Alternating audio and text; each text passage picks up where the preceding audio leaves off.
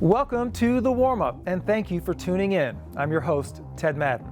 Well, this is it. One last week of the regular season, and we have some really important games on the schedule.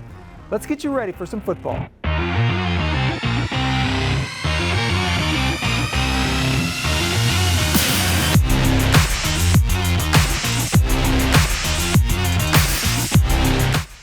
We've gone through 10 weeks of the regular season, and yet, with this one final week left, some teams still have some work to do.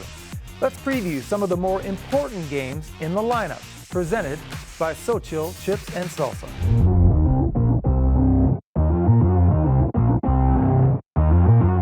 In District 14-6A, Eisenhower takes on Spring with huge playoff implications on the line. For Eisenhower, it's simple. Win this game and you're in the postseason. Spring, on the other hand, may need some help. The Lions are on a 2-game losing streak, including last week's loss to Nimitz, and now need a win Thursday night, coupled with a Nimitz loss to Cain, to cause a 3-way tie for third. Spring is going to need big plays out of their experienced defensive linemen, Elijah Fields and Floyd Guidry, to slow down the Eagles. Eisenhower will rest their hopes on athlete Ryan Niblett. The University of Texas commit is a speed demon, and if Zach Henry can get him the ball in open space, Niblett could make the plays to lead Eisenhower to victory. Spring will have to find a way to get refocused because no one thought the Lions would be in this position this late in the season. District title on the line in 15-6A as Cain takes on Tomball. After Cain took an upset loss to Klein Forest earlier in the season, many scratched them off as title contenders. But the Hurricanes have won 3 straight, including a 4-point win over then undefeated Klein Collins. A win over Tomball would clinch a tie for first with Collins, and Cain would take the head-to-head tiebreaker. Wide receiver James Smith has been a game changer for Cain as he caught all 4 touchdowns in their win over Collins and has proven to be a hard guard. As for Tomball, they were cruising in district play until they were shut out by Collins last week. Now, with 1 loss, they need to beat Cain to get a share of the district title. Tomball is led by running back Christian Womack and will need him to be at the top of his game to get past Cain. Warm up your game day with the authentic flavors of ancient cooking. So thin, so crisp, so good. So chill. Cy Ranch Volleyball started their playoff run this week. The Mustangs are led by Texas A&M commit Bianna Muoneke, and we caught up with her on the recruiting trail.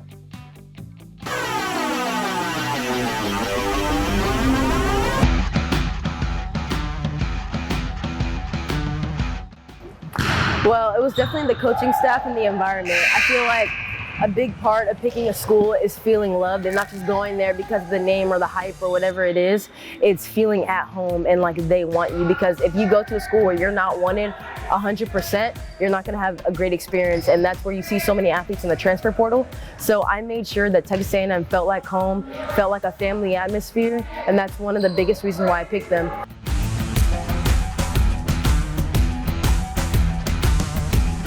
Height doesn't matter. A lot of people think that height's the biggest thing. It doesn't. It's your work ethic and your heart, and that's the biggest thing for me. That's why I was able to be here today.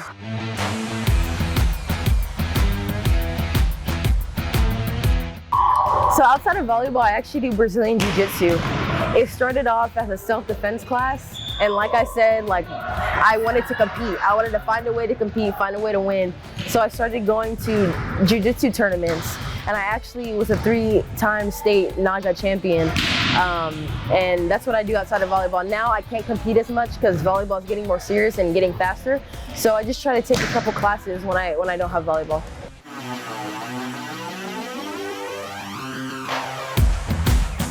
Well, I want everyone to know that I helped Cy Ranch win a state championship, and I am a hitter to be reckoned with, because for a long time I wasn't, and I was in the back burner, not because I wasn't good, but because I wasn't tall enough, and I wasn't recognized. I wasn't on these magazines. I wasn't the #1 player in the nation. So all that has built up over the years, and it's helped me push myself and push my team. And I came to Ranch to do something big, and I really want to accomplish that. So winning state is what I want everyone to know me and Cy Ranch for.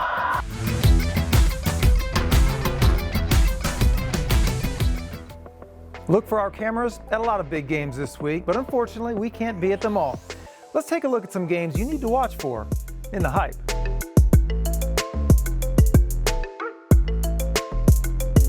A game in 19-6A with some playoff implications is Katy Tompkins against Katy Paetow. Tompkins has already clinched a spot, but the Panthers of Paetow need a win and some help to visit the postseason for the first time in 6A. It's been a rough season for Paetow, but they still have a chance to finish above 500 with a win. Defensively, they are led by D1 stars DJ Hicks and Damian Sanford, as they have only let up an average of 12 points in their last 2 games. Tompkins will be a tough team to slow down, as the Falcons have won 5 in a row and have averaged well over 50 points a game in those wins. Wyatt Young and Caleb Blocker are elusive out of the backfield and are hoping to expose the Panthers' vaunted D. Jersey City and Houston Stratford are playing for 3rd place in 17-6A. Many felt the two would be district title contenders, but Cy-Fair and Memorial beat both of them, so they are now fighting for positioning in the standings.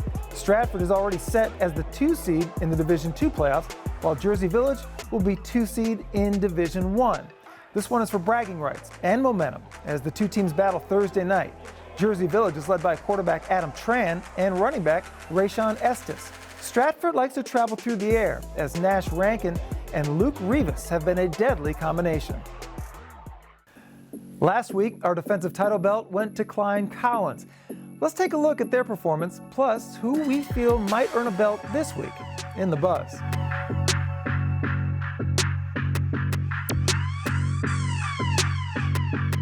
Klein Collins completely smothered the Tomball offense last week in a 35-0 shutout. In a game Tomball had to have, the Cougs couldn't generate any offense against the Tiger defense. Not only that, Collins blocked 2 punts and put themselves in a good spot for at least a share of the district crown. This week, look for Bridgeland to possibly earn a title belt. The Bears need a win over Cy Springs to get into the postseason and should come out flying on the defensive side of the ball. That's going to do it for today's show. For even more high school football content, be sure to follow us on our social media accounts, including Twitter, Instagram, Facebook, and YouTube. I'm Ted Madden, and I hope we got you warmed up for all the action.